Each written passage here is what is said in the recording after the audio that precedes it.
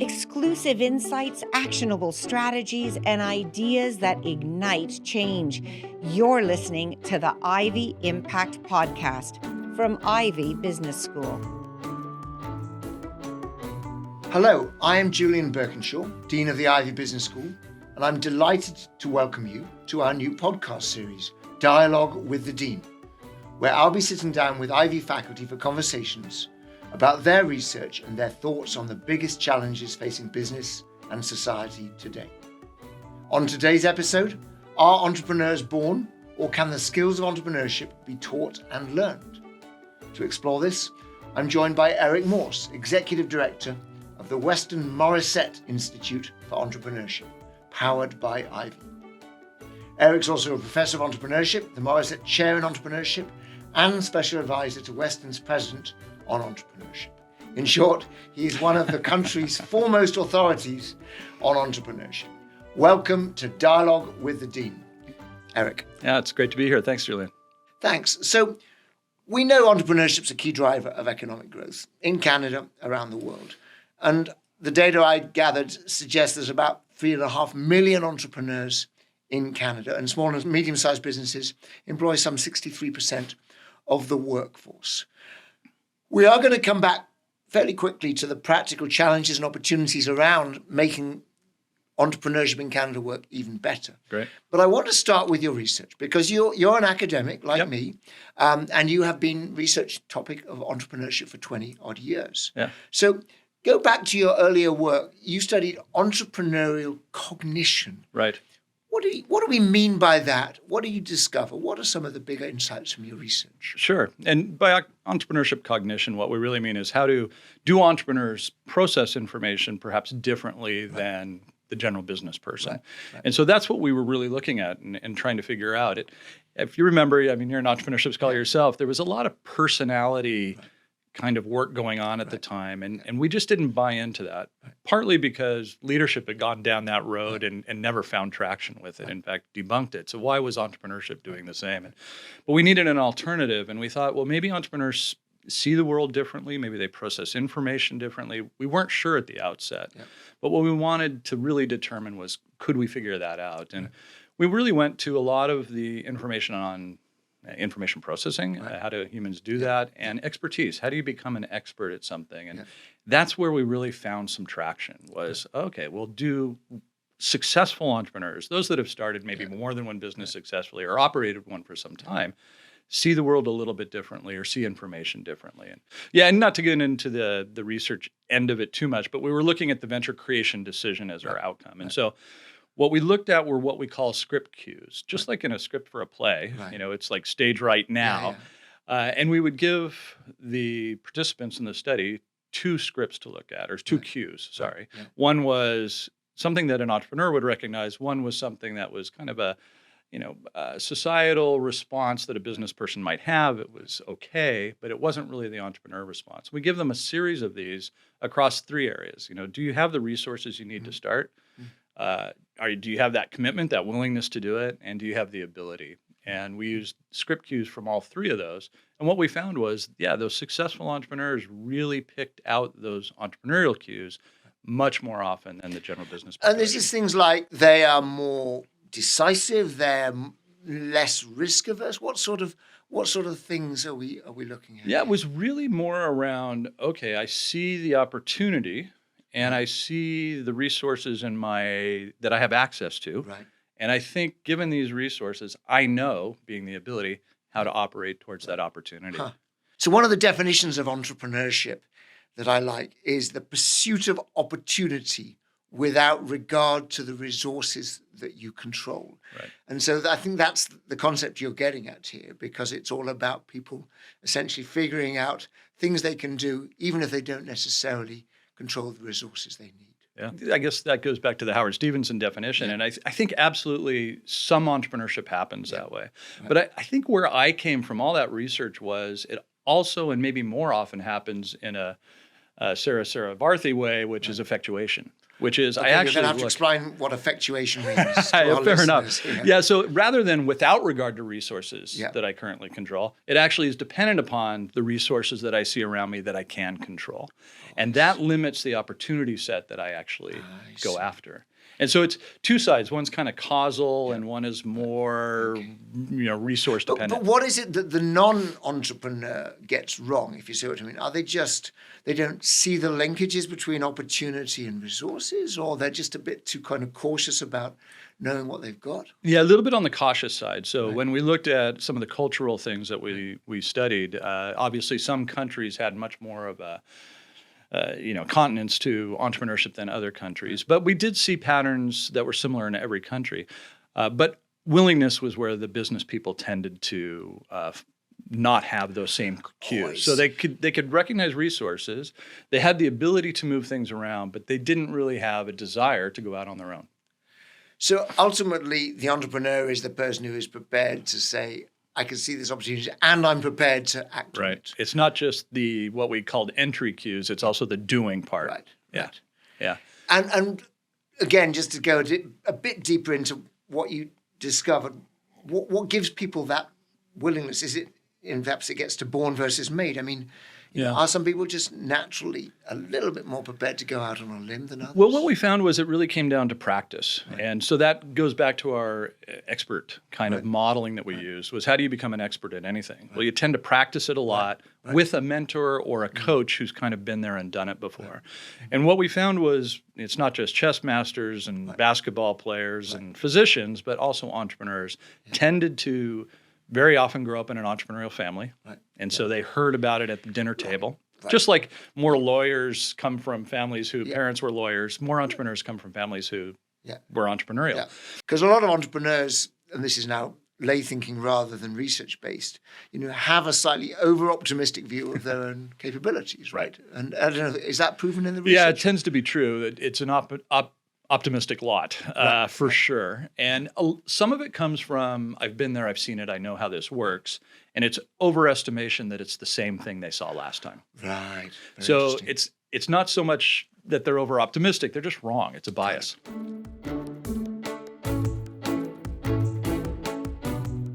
Let's just zoom out to the big picture, to Canada.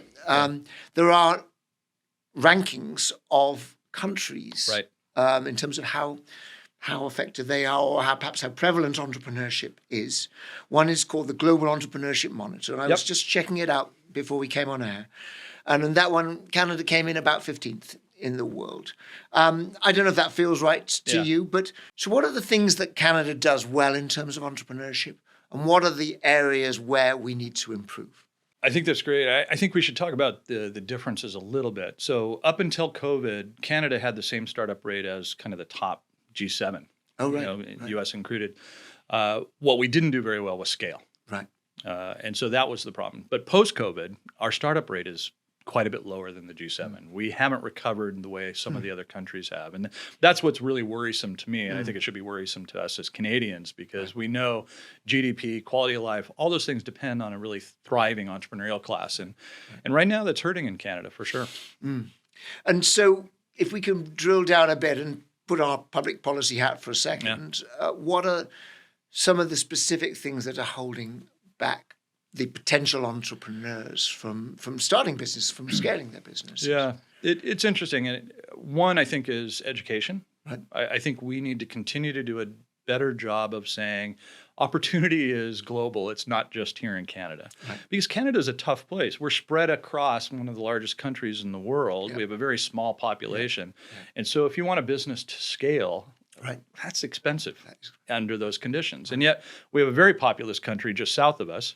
And we know if we would start to look at that and other parts of the world, we would do better. And our companies that scale, frankly, do that. And what about funding? Because obviously there's lots of big banks and private equity money, pension fund money. And Canada is actually quite well known for some of these things around the world. But when we talk about venture money, in other words, money for startups, angel investors, seed investors, scale-up investors, is there enough in those earlier stages of a venture's sort of life cycle. Right. I think Canada is doing much better than we used to, for sure. It's going in the right direction. I'd love to see some of those big funds you mentioned get more involved in the venture space. So I think we're doing much better.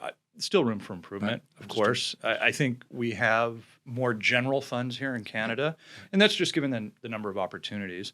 Whereas in the States, they can be more niche focused. Right. And if you're niche focused, you're looking for more and more people in those niches. So you tend to get more funding. People understand it really well. Yeah. We need more of that, and that comes with more money. Yeah, and of course it is well known that the US, I mean, not just Silicon Valley, I mean, New York, San Francisco, Boston. I mean, there's lots of centers where they've got just this huge critical mass of venture capital firms. And not surprisingly, entrepreneurs go to those places and success breeds success. So, absolutely. So there is, I can see the challenge in Canada. I recently moved here from the UK. The UK, we might think of the UK as quite successful in this regard, but it's nowhere near as successful as the US. So I can see that additional sources of funding for particularly, as you say, these early-ish stages would be useful. Well, and you need more of those big successful companies to stick around and and break up and fund the next 20 companies. And we saw that in Toronto a little bit with BlackBerry. No, that's right. It hurt, but it spawned so many more businesses and money into this ecosystem there. And I think on the AI is probably a direct result of that. Yeah. And so Canada has some spots where we can do quite well. I think the other thing, back to your earlier question, where we're hurting is there's a lot of consolidation in a lot of industries in Canada, and that does tend to squelch startup. It's just very difficult.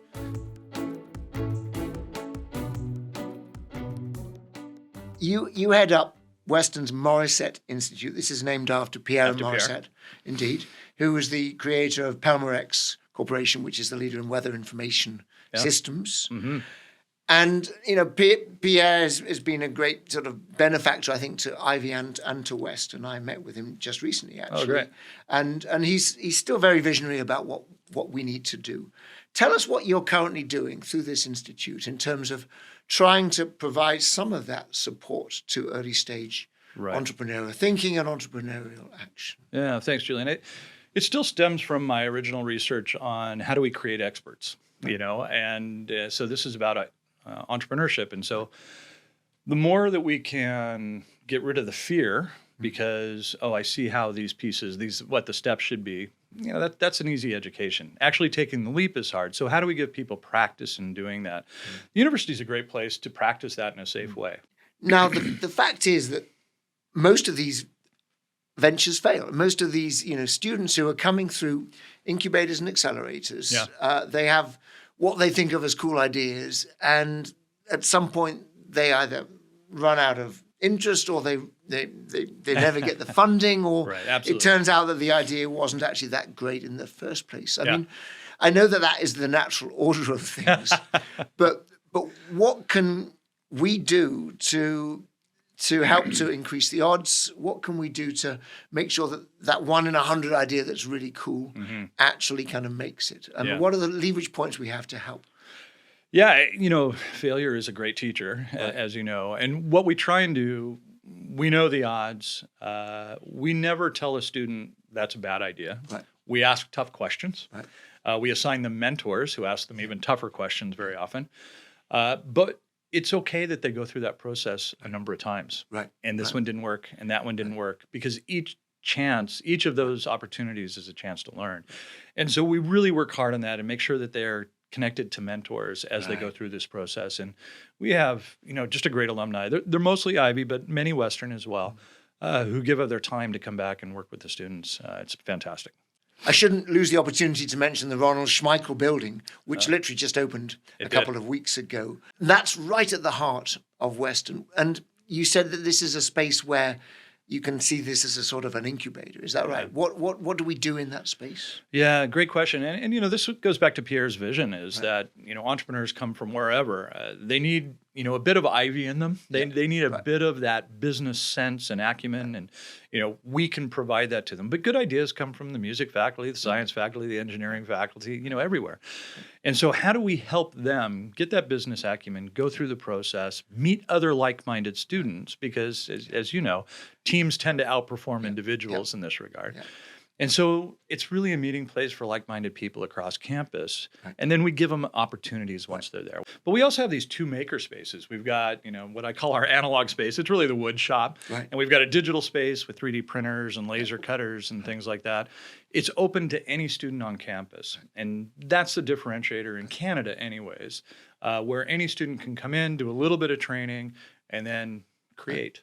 And we hope eventually it'll totally be run by students. So get that culture going of a maker culture where students are meeting, coming up with ideas. Let's go try it. Can we make this? What can happen there?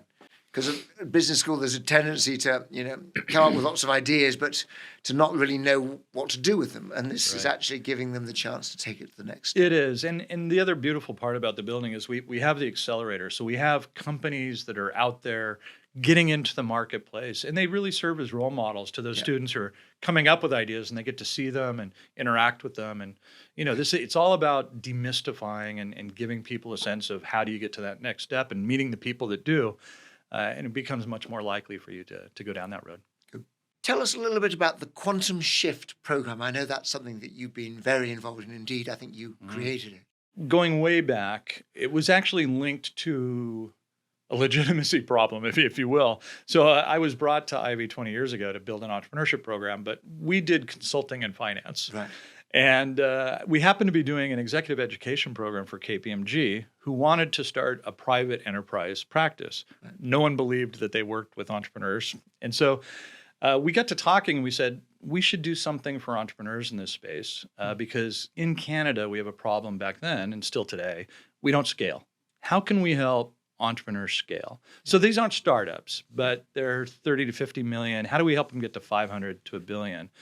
And so we became partners with KPMG Enterprise, built this executive education program, been running 22 years. We just won an award with EFMD on really building an ecosystem.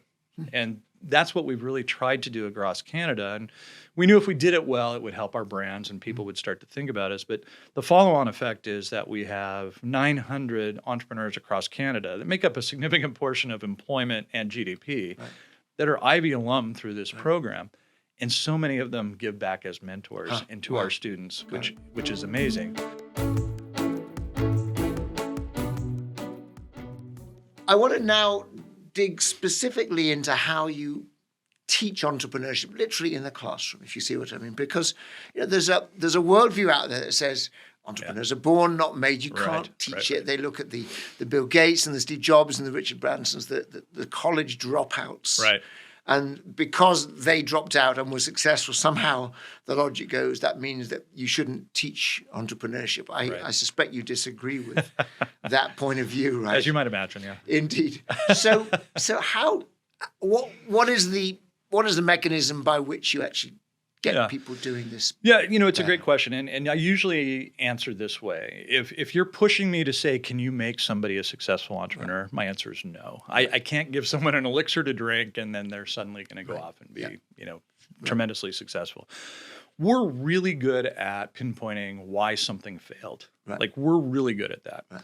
And so if I can help you avoid these top 100 mistakes, I'm going to increase your chance of success. Right. So I can do that for sure. We're really good at that. Yeah. The other things I can do is I can say the typical venture goes through this process. Right.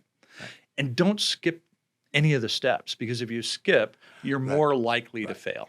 Got it. So essentially we are structuring their thinking. We're giving them frameworks. We're giving them ways of making sure that they, as you say, avoid the worst types of mistakes. Yep. That spark of kind of genius, where does that come from anyway? Nobody really knows. And there's so many myths we try and overcome. One is you go away in a garage, you work really hard, and then you bring something to the world and you're an instant success. And it just doesn't work that way. And so how do you get in front of customers more quickly, more often? Are you talking to industry experts that really understand the space? And we push our students to go do interviews and do that legwork. Got it.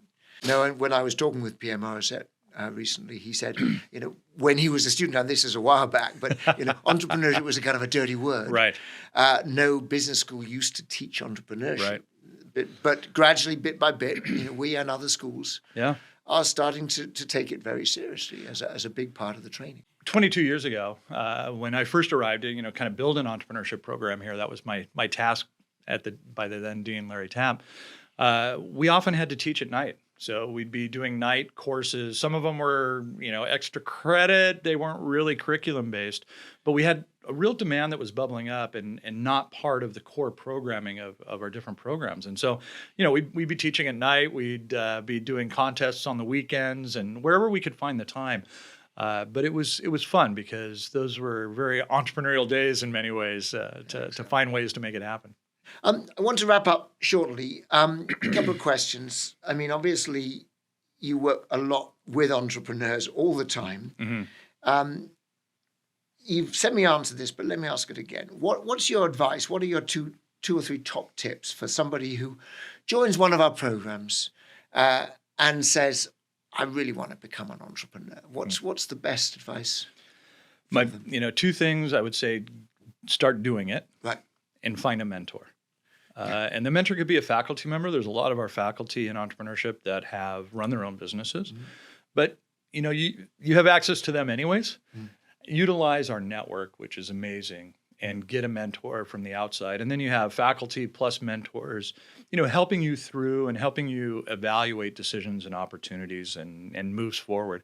And I think those would be the two big things I would say is get in there and work at it. And it's okay if you fail, especially in a university setting where you have a soft landing. And it's okay, try. Got it. So finally, Eric, just tell us about what's your next project. What are you up to now? What's the next big plan? Yeah, I am kind of energized. I haven't been regularly putting out research like I'd like to be, but I have a book in mind. Okay. And it really kind of comes from that work I did with Quantum Shift companies and those 900 companies, and really seeing them grow through the stages and hit those 20 to 30% growth rates. And how do you deal with that? How do you survive it? And what are the issues they're dealing with? And so it'll really be a book around growth. We don't have very many of those. It's more usually around the startup stage.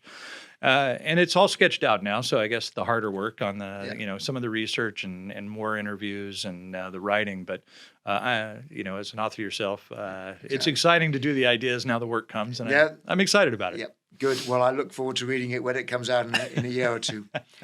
Well, we will wrap up there. Thank you, Eric. It's been fascinating to get your insights and your experiences. Clearly, Ivey is in a good place, as indeed is Western as a whole, around entrepreneurship. And I wish you all the best as you continue to grow out the Morrissette Institute. This has been Dialogue with the Dean from Ivey Business School. Thank you to my guest, Eric Morse, Executive Director of the Western Morrissette Institute for Entrepreneurship, powered by Ivey. And of course, thank you, our listeners, for tuning in. On our next episode, Can Sustainable Practices Drive Profit?